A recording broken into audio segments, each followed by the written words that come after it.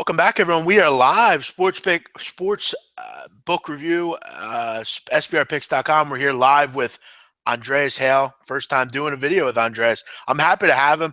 You know, guys, I do plenty of college basketball, plenty of college football, but I am a boxing fan. I enjoy the sweet science, and I know Andreas Hale, that's how he makes his living. Ring Magazine, Yahoo Sports contributor. He's also a contributor here at SBR and the senior editor at Champion Sports. Andreas, I'm happy to talk to you. I'm excited about this fight tonight. I'm happy to get your opinion. How you doing today? I'm doing well, man. It's a busy night in combat sports. It is. You got UFC 209, you got Garcia and Thurman, and obviously we'll spend most of the time, jumping into UFC a little bit later, and then we'll start off with Thurman Garcia. And obviously, many don't know. Obviously, you're a casual boxing fan. This was going to be on regular TV. You don't got to pay for it. You don't have to pay, the crazy prices. And I think that's a cool little added thing to kind of add more boxing fans in nowadays. I mean, you're seeing a lot more of these free fights. What's your opinion on the free fight? You obviously have to like it for the way boxing is kind of tailed off a little bit. It's a nice added thing for the casual fan. Yeah, absolutely. Especially when you have high quality free fights. A free fight is no good if you don't know who they are. But Danny Garcia and Keith Thurman are two of the best welterweights in the world. It's very rare that you get a fight of this caliber that's not on premium cable or pay-per-view. So the fact that you get it on free TV and it's almost guaranteed to be an all-action fight, it's good for a casual fight fan. Or any fight fans that are out there that are looking to bring their friends in this sport, make them watch this fight tonight. It's free. They have nothing else to do. Yeah, and many know Sean Porter's last fight against Keith Thurman was on CBS as well. So you got a regular glimpse into one time on how he fights. I got to be honest, Andres, I think we're going to be on different sides here, and I'm excited to kind of chat about it. Obviously, you got Danny Garcia, the underdog in this spot. Both these fighters undefeated, welterweight 147, unified bout, going for the WBA, WBC titles here. You got one time. He's the favorite, minus 225 currently at 5 dimes. The number has come down a little bit. I know middle of the week, Garcia was up closer to 250. He's since come down. It looks like sharps are coming in on Danny here in this spot. And I got to be honest, Andres, just starting out and looking at it, I got to be honest, I don't understand this line. I think Garcia and Keith Thurman are very similar. I think they're both two guys that I don't see a lot of difference in. And I got to be real with you. I know I picked on Garcia. If you know me, you listen to my podcast, I picked on Danny. He's from Philadelphia. I think, again, he's great for the city, but he has cherry picked lately. I won't be the first to not admit that. The problem is Keith Thurman has done more of that. Who has Keith Thurman fought other than Sean Porter? Maybe you throw in a Luis Collazo, but other than that, Keith Thurman has not had the type of competition that Danny's had. What are your thoughts on that? Well, it's difficult because here's my issue with Danny Garcia. He had the world in the palm of his hand when he fought Lucas Matisse. And a lot of people picked against him in that fight, and he won that fight handily, and he looked excellent while doing it. Yep. Since then, he just hasn't impressed me. There hasn't been a single fight where I've looked at Danny and said he went above and beyond. I feel like he fights at the level of his competition. The fight with Mauricio Herrera, obviously, a lot of people thought he lost. Fight with Lamont Peterson. If you give another round to Peterson, he would have won that fight. Picking on guys like Rod Salka doesn't help either. Robert Guerrero was way past his prime. So I have a hard time digesting Danny Garcia, and I kind of understand why this line is the way it is, because it's a business of what have you done for me lately. And Thurman's fight with Sean Porter is what we have seen lately. Thurman doesn't have the greatest resume in the world, but he's looked impressive in a lot of his fights. He did get hurt with a shot to the body against Collazo. He had some difficulty with Robert Guerrero early. But I think he's the better fighter here. And the reason why I say that is because I think Danny gives away way too many rounds. He's a counterpuncher by nature. He waits to load up and land that big left hand. He has problems with lateral movement. So if Keith Thurman boxes here, I'm not going to say he's going to make it an easy night, but it's going to make it really tough for Danny to get back into this fight. So this line is it's a little curious. I was a little bit surprised. I was expecting maybe Keith to be maybe a minus 150. And then it'd be, around the same plus 160, plus 180. But plus, it's a lot. It's a lot. But I'm still riding with Thurman here. I think you would agree that it's very much more of a toss-up than maybe this line is maybe saying. It's very, as far as value is concerned, you're obviously getting a fighter you can bet on. You can bet on this fight. You can make some money. I just look at the fact of Keith.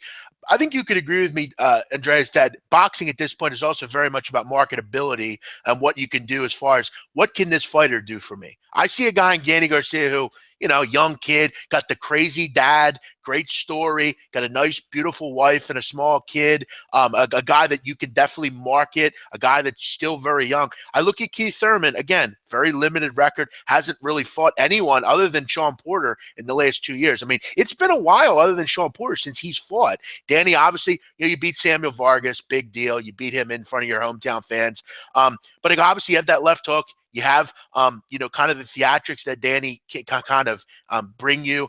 I don't know, from a marketability standpoint, I think it'd be nice to see a Danny Garcia just kind of continue to ride down the wave. He has beaten Amir Khan. He has beaten Lucas Batiste. I know you're right about the Robert Guerreros and the Paulie Molinagis and that kind of thing. But, again, this is the big ticket fight. This is now Danny. And again, you're right. He can win early rounds. Danny starts out slow generally. That's just kind of his MO. But I think he's a cagey guy. He's a guy that is definitely going to allow that left hook to neutralize him in this one. I don't know. I know you're big on the fight goes a distance. What do you think about that? Yeah, I think the fight goes a distance. I mean, do you really? Yeah. Wouldn't you be surprised though to see I wouldn't be surprised to see someone kind of going all out and get hit with maybe Danny gets that left hook in there, and maybe, I could see a more knockout in this fight more than others. Yeah, I agree. I just think the thing is Keith hasn't knocked out anybody in a while. Danny hasn't knocked anybody worth substantial substance in a while. So the issue is these guys are going to be a little patient with one another, and both have decent chins. And with that being said, Danny, my other issue is that he toiled so long at 140 and fighting at catchweights, and now he's at 147 when Keith has been campaigning here for quite a while now. So I don't know how well the power is going to translate at 147 against an elite fighter like Keith Thurman. And I call Keith Thurman elite because just on the eye test. So with that being said, I think somebody's going to get put down. I don't think they're going to get put out. I think if Keith goes down, he gets up. I think Danny goes down, he gets up. My take, I think Danny Garcia is going to get flash knocked down somewhere in the middle rounds here. I think he's going to get a little bit impatient and try to land that left hook is going to get countered and go down. But it's possible that we see a knockout. I don't think it's going to happen. I tend to like Andreas, other than Floyd Mayweather. I tend to like these guys that you don't hear a lot of talk from. Now, you hear a lot of talk from Angel Garcia. Obviously, he was on the precipice of possibly not even being at this fight due to his antics. But Danny's a guy that just kind of lets his fighting take off. And look, Andres, I want to be honest here. I'm not the biggest Danny Garcia fan. I've been critical of what he's done, kind of the layups that he's fought lately. But I look at his overall career and I say to myself, who's the more marketable guy here? Who's the guy that I don't think Danny Garcia is worth getting plus 180 here. I'll gladly take a shot with Danny Garcia because I think, as well as you could probably agree, this is more of a toss-up than a fight that I could be getting almost 2-1 on my money on. I'm going to take a shot with Danny Garcia, a guy who's undefeated, who I think this fight is a real coin flip, and I'll take the value in that standpoint. I agree with you in that aspect because they're both very similar. I mean, I'm picking Keith Thurman just because of based on what I've seen, but sure, this should be a toss-up. I mean, if Keith Thurman, Sean Porter, if I remember correctly, is very close to a toss-up as well, this should be the same. When you talk about marketability, yes, Danny is marketable. Again, he frustrates me with the fights that he took after the Lucas Batiste fight. You fall on the grandest stage fighting Floyd Mayweather, and then you go and fight like a cab driver in Rod South. That just doesn't help your resume. I mean, and you look at, and I was really surprised that in Puerto Rico, I thought the only reason he won that fight against Herrera was because it was in Puerto Rico, and Danny's obviously from Puerto Rico. But, the Rod Salkas, that was his last true KO. Lamont Peterson, like you said, you could argue Lamont won that fight. If you look at their faces after, Lamont won that fight. Paulie's been, ever since he got rid of the blowout haircut, he's been gone. Robert Guerrero, he's seen better days. And Samuel Vargas, you took him from the local grocery store to fight him. Again, neither fighter has a lot of as far as a resume lately, but I just look at the Zab Judas, Derek Morales, the Matisses, the Amir Khans. It's funny. July 2012, Danny was in his heyday. Now look at 17, he's still relevant, and he still hasn't fought. It's been nearly 5 years since he's had a true opponent. We'll see. It's going to be a great fight. Obviously, I urge you. You're on the edge. You don't really like much boxing anymore. I would watch this fight. I think it's probably going to be worth the price of admission. Good venue up there at Barclays. Should be a great fight. We'll switch our attention quickly, Andreas, to UFC 209. Obviously, not going to be as great as I think many thought it would be. Obviously, with the Khabib Ferguson news, but you still have a great fight, a rematch to draw from Tyron Woodley and Wonderboy Thompson. What do you think? What are you thinking in this one? I like Wonderboy. I liked Wonderboy at 205, and it was a majority draw. And the reason why was Woodley caught him in the fourth round. Look, Wonderboy's a more polished striker. He's probably the most dangerous striker in MMA and technically proficient. I don't know what was wrong with him at 205. I think he was surprised by Woodley's speed and power. I don't think the same thing happens. If you look back on the Andre Ward and Sergey Kovalev fight, once Ward made those adjustments, it was a much easier fight for him, and he clawed his way back in the fight, won. If they fight again, Ward beats Kovalev. I look at the Wonderboy fight the same way with Woodley. Woodley caught him. Wonderboy has to make these adjustments. I think he properly makes these adjustments, makes this fight a little bit easier on himself, and he might knock Woodley out in this fight. Great thing about draws, you can always go back to the tape and look at, make the tweaks you have to make, and really, make those adjustments, which you made perfectly clear. I agree with you. I don't really know that. I see a lot of Woodley talk, a lot of squares like in Woodley here. Again, we know Wonderboy, very polished guy, definitely. And he's another guy, Woodley, always wants to talk, wants the bigger fights. Dana White put him in his place. Shut up and fight, I think Wonderboy, I think you're right on this one. As far as Dan Kelly, Rashad Evans, obviously Dan Kelly, a little bit more of a dog here. Rashad Evans, we know the normal names. Why don't you give us you have any underdogs you're looking at? Do you think Dan Kelly can spring the upset here? Ooh, when we talk about Dan Kelly, we're talking about guys, I believe, 39 years old. He's fighting Rashad Evans, who's been weather-worn as well and hasn't looked too good, but he's in a new weight class. But he's had the medical issues. So Kelly's worth a shot in the dark here because we really have no idea what Rashad Evans is going to show up. New weight class, the medical issues, he couldn't fight at 205 or 206. Finally gets cleared for 209. So we really don't know if he's overtrained. We don't know. He looked lethargic in his last two fights. He got killed by Glover Teixeira. So he's a shot in the dark, but my pick is Mark Hunt over Alistair Overeem. The thing is Alistair Overeem has a glass jaw. He's been flattened so many times. Even when he's winning big fights, it just takes one punch to put him out. If you go back and look at the Bigfoot fight with Alistair Overeem, he was winning that fight, and then he promptly got knocked out. Against Hunt, a guy who he's technically much better than, all it takes is one punch from Mark Hunt to end his night. And I believe Hunt is around a plus 120. I take this in the under. I just don't think it goes that long. I think Overeem makes a mistake once the fight gets good to him, gets clipped with that one-hitter quitter, and it goes night-night. Always nice to back a big Samoan. I love big guy, nice heavyweight. Always a great play. That's a nice little underdog price too. You're getting it's a coin flippy fight, but I mean, like you said, one knock, Mark Hunt, or Dallas Overeem, game over. Exactly.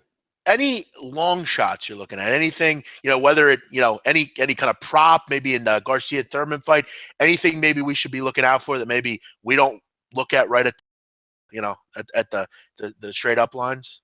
Nothing caught me. I looked pretty deep in this card to see if there's anything I'd like to take a shot at in both boxing and MMA, and nothing caught me this week. I'm surprised. Usually I have something that I'd like to give to you guys, but I have nothing. Sorry.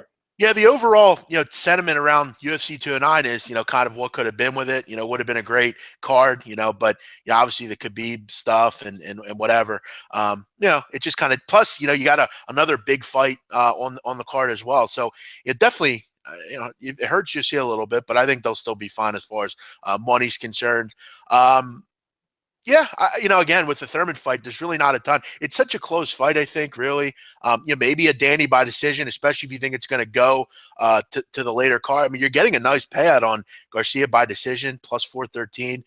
But, my money was going to be on Danny in this fight. I like him. I think he's, overall, as far as the record, just a more polished guy. I think marketability, you have to look at that down boxing, and I think Danny is the quintessential guy to kind of build your whole thing around. So I'll take a shot there. I also maybe a small bet on fight won't go the distance. Maybe that left hook knocks Keith Thurman down and puts him out. Who knows? Great stuff, Andreas. You are one of the best in the business when it comes to MMA and boxing. Just let the listeners know where they can find you, where they can find your work. Oh, absolutely. You can find me on Twitter at Andreas Hale. That's where I talk about a little bit of everything. Obviously, Ring Magazine, champions.co, where I'm senior editor, Yahoo Sports. I do a weekly column on Boxing Scene. And I believe that's it. I believe that's most of the place you can find me. I'm a pretty busy guy, but I'm around. You are. I see that. Last question for you before we go. Obviously, all the talk now is Conor McGregor, Floyd Mayweather. I think, you obviously have the boxing and MMA background. You could talk about both. Give us your honest opinion on that. It's stupid. I think it's total. It's a money fight and it's a money grab. And Conor McGregor's window, he knows it's pretty small. In MMA, you don't last as long. Nobody's been as dominant in their sport for 20 years like Floyd Mayweather's been. I don't care if the man is 40 years old. He could be Conor McGregor in a boxing match in his sleep.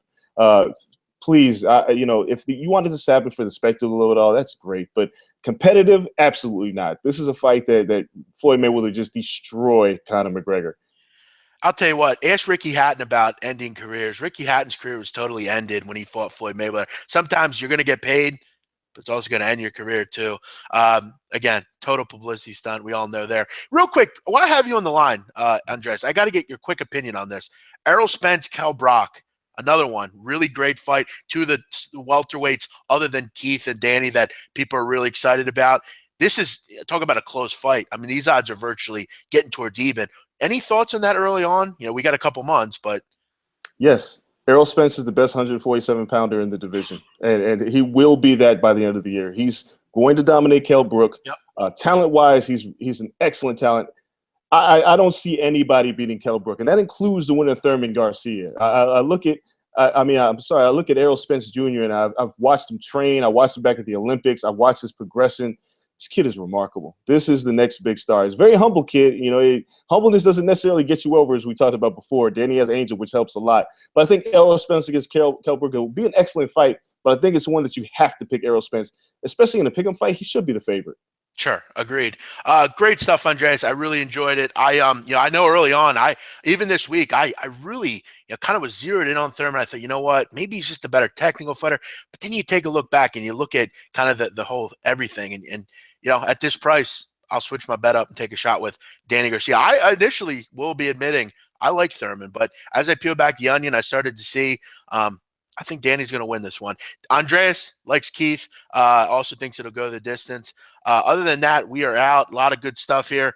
Thanks as always, Andreas, for joining us. Find him on pretty much every publication in America. He's one of the best in the business. Ring Magazine. If you don't know what Ring Magazine is and you're a boxing fan, you better go watch something else because Ring's the best. Yahoo Sports, senior editor at champions.co. Go find him. He's doing a great job. Should be a great fight, Andreas. Thanks for coming on with me today. Hey, thank you.